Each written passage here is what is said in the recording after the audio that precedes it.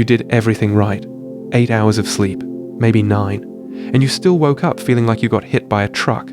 The coffee doesn't really work anymore. By 2 p.m. your battery's at 4% and you haven't done a single thing that should make you this tired. So you tell yourself what you always tell yourself. I just need more sleep.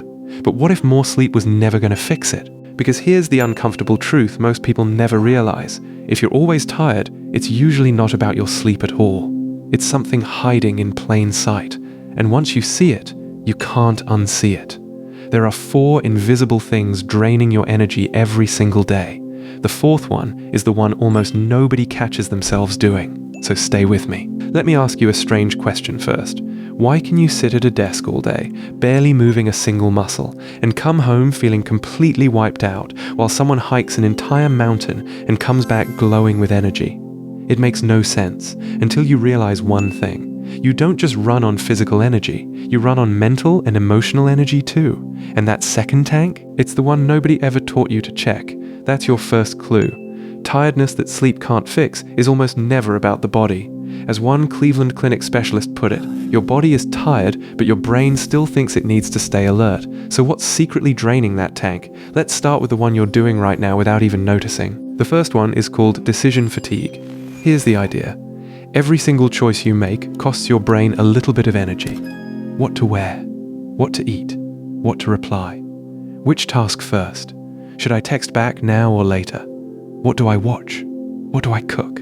It feels like nothing. But researchers describe it like this. You have a finite amount of mental energy you can spend on decisions before your brain starts looking for shortcuts. And studies on the brain show something fascinating. After long stretches of decision-making, the prefrontal cortex, the part of your brain that handles careful thinking, literally starts to disengage. That's why by the end of the day, you don't want to make any choice. You stand in front of the fridge, full of food, and say, "There's nothing to eat." You close it. Walk away. Come back 4 minutes later like something magically appeared. It didn't. That's not laziness. That's a brain that's been making micro-decisions since the moment you opened your eyes, including the 7 minutes you spent this morning deciding whether to actually get up or rest your eyes for just 2 more minutes. We both know how that ends. Modern life forces you to make thousands of tiny decisions a day. Your ancestors didn't, and your brain is paying the bill in exhaustion. Quick pause. Be honest with me here. How many times have you stared at a full fridge and said, "There's nothing to eat"? Drop a ME in the comments if that's you. I genuinely want to see how many of us there are. But decisions are the obvious one. The next drain is far sneakier, because you've been trained your whole life to do it, and to call it being polite. The second drain is something psychologists call emotional labor. And this one is brutal because it's completely invisible.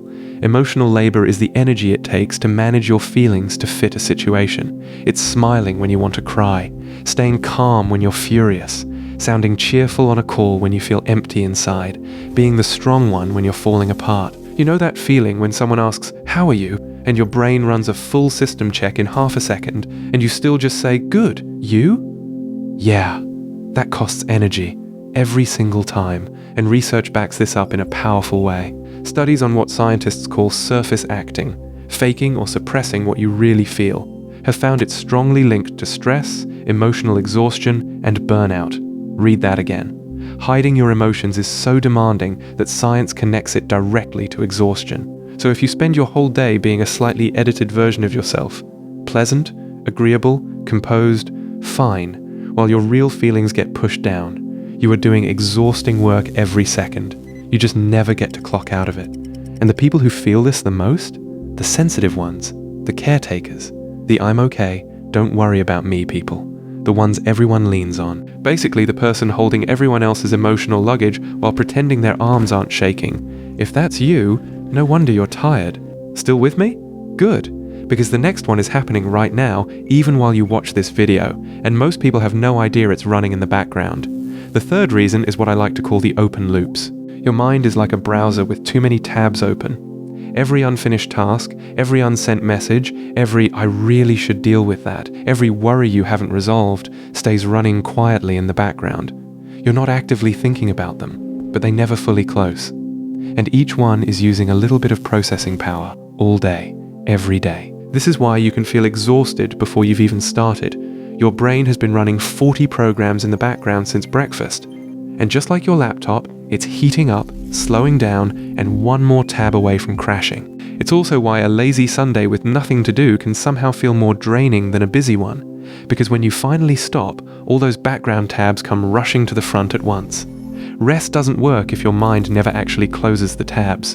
And that leads straight into the last one, the mistake almost every single one of us makes when we try to rest. This is the fourth drain I promised you at the start. And here's the fourth one, maybe the most important. There's a difference between resting and recharging. Most of us, when we're tired, reach for the phone. We scroll, we binge, we numb out, and we call that rest. But that's not rest. That's just distraction. Your mind is still being fed an endless stream of information, comparison, and noise. You're consuming, not recovering. It's like putting your phone on the charger but also running 8 apps at the same time. The battery's not going anywhere. Real recharging looks different. It's the things that make you feel connected and present. A real conversation, time in nature, creating something, moving your body, doing a thing for no reason other than that you enjoy it. Notice something. Those things often take physical energy, but they give you emotional energy back, because the tank that was empty was never the physical one. You don't need more sleep. You need more of what actually fills you. So, remember at the start when I said your tiredness was hiding in plain sight? Here it is. This is where your energy has been going all along. 4 invisible drains. So if you're always tired and sleep isn't fixing it, ask yourself 4 honest questions. Am I drowning in tiny decisions? Am I performing emotions I don't actually feel? Are there too many open loops running in my mind? And am I confusing distraction with real rest? Because here's the beautiful part. Every single one of these, you have some power over. You can simplify decisions. You can let yourself be real with someone. You can close a few loops. You can swap 30 minutes of scrolling for one thing that actually fills you. You're not broken. You're not lazy. You're just running on a tank no one ever taught you to refill. So let me ask you, which of these 4 hit you the hardest? Be honest in the comments. Number 1, 2, 3, or 4. I read them, and I promise you, you're not the only one who's going to say it. And if this made you see your tiredness a little differently, share it with that one person in your life who's always exhausted but sleeps fine. They need to hear this. Take care of your energy, not just your sleep. I'll see you in the next one.